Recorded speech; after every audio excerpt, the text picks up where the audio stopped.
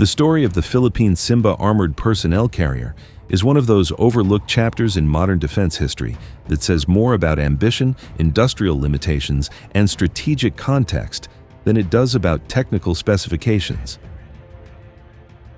At first glance, Simba looks like just another 4x4 armored personnel carrier with a turret and thin steel armor.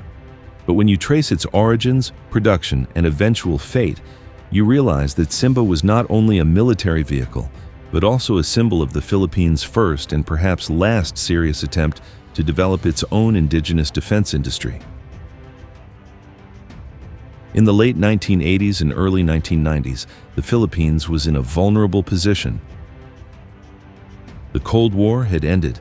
The United States was preparing to scale back its presence in Subic Bay and Clark, and the armed forces of the Philippines faced continuous internal security threats from communist insurgents and Islamic separatists in Mindanao. At the same time, the defense budget was extremely limited. Importing expensive foreign platforms was unrealistic. Manila needed something affordable, practical, and ideally tied to a domestic industrial program that would not only deliver vehicles, but also jobs and political capital. Out of this environment came the decision to license produce the Simba, a design created by GKN Sankey in the United Kingdom. Unlike the M113s the Philippines received through American aid, Simba was intended to be at least partly made in the Philippines. Government arsenal facilities and local contractors were involved in the assembly process, while GKN provided the technology and kits. In total, around 150 vehicles were produced between 1990 and 1994. For the Philippines, this was a major leap, not just buying but actually building a modern armored vehicle. In a way, Simba represented both military modernization and national pride. Technically, Simba was modest but suitable for the Philippines' needs. Weighing roughly 11 to 13 tons, it could carry 8 troops plus a crew of 3. It was armed with either a 12.7mm heavy machine gun, a 7.62mm machine gun, or in some cases, a 20mm cannon. Armor protection was minimal, resistant against small arms fire and shell fragments, but not much else. With a Perkins diesel engine and 4x4 mobility, Simba could reach speeds of up to 100 km per hour on roads and handle rough terrain reasonably well.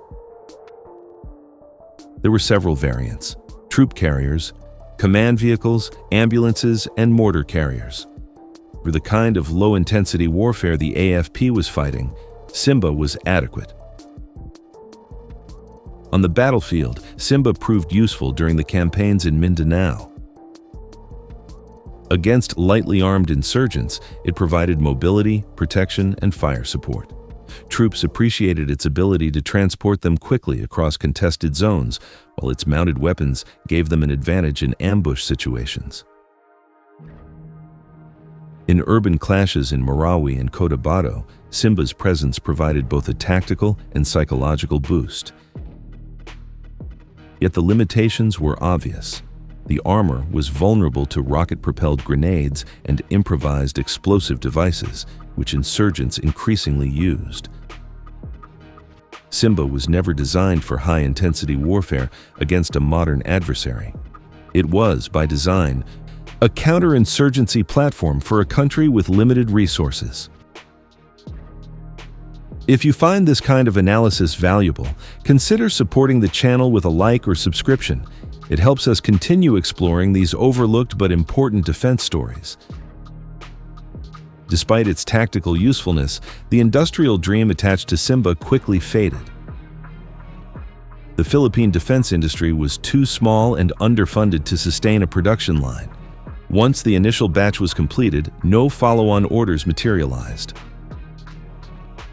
Unlike Indonesia, which went on to build its own ANOA APC, or Turkey, which turned Otokar into a global armored vehicle producer, the Philippines lacked both the economy of scale and the strategic vision to make Simba the start of something bigger. By the late 1990s, Simba had become not the foundation of a domestic industry, but rather an isolated experiment. This failure was not just about money. It was about the absence of a long-term defense industrial policy. Success in producing military vehicles requires three pillars: consistent government investment, a skilled technical workforce, and an external market for exports. The Philippines had none of these. Government funding was unpredictable, defense procurement was plagued by bureaucracy and corruption, and there was no realistic export market for a vehicle like Simba. As a result, what could have been the first step in an indigenous armored vehicle industry became the last. Today, about 150 Simbas remain in service with the Armor Pambato division of the Philippine Army. Many are aging and in need of upgrades.